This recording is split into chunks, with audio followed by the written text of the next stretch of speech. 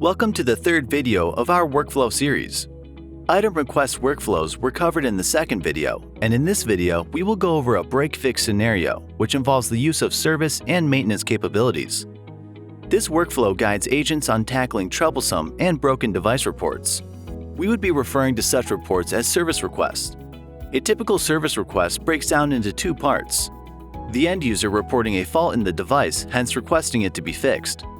Along with this request for service, the user requesting for a replacement device, commonly known as a loaner device, to avoid disruption in their work.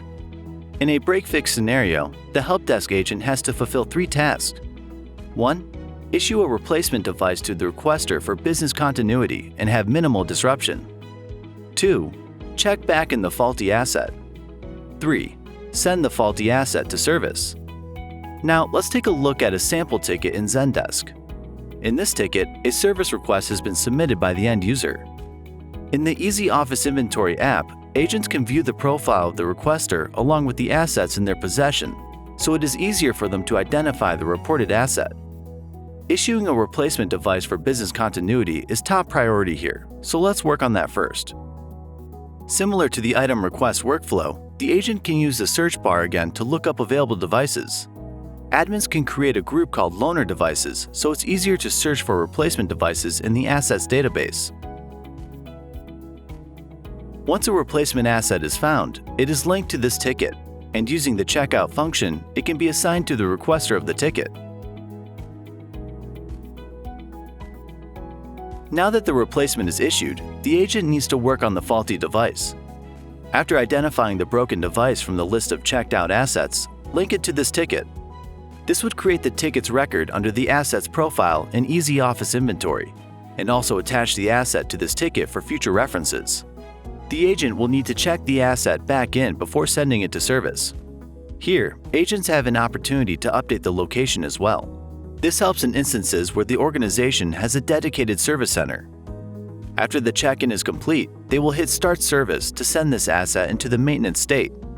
The asset is going to be unavailable as long as it's in this state.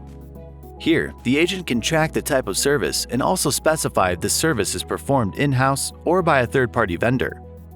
Once the service is performed, the asset can be taken out of maintenance by completing service and specifying the costs associated with it.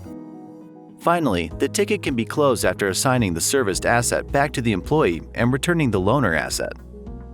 If end users use the Help Center module in Zendesk for submitting tickets, this workflow can be improved for end users as well as the agents. EZOfficeInventory's integration with the Help Center lets the end users select specific items in their custody and attach them to the ticket form being submitted. End users can flag the exact device that they are referring to, and once the request has been submitted and received on Zendesk support, agents can view the linked items under the Linked Assets section, saving them time to identify the asset in question based off of the description of the ticket.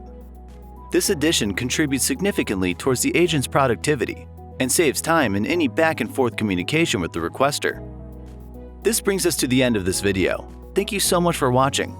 For any questions, feel free to reach out to support@EZOfficeInventory.com.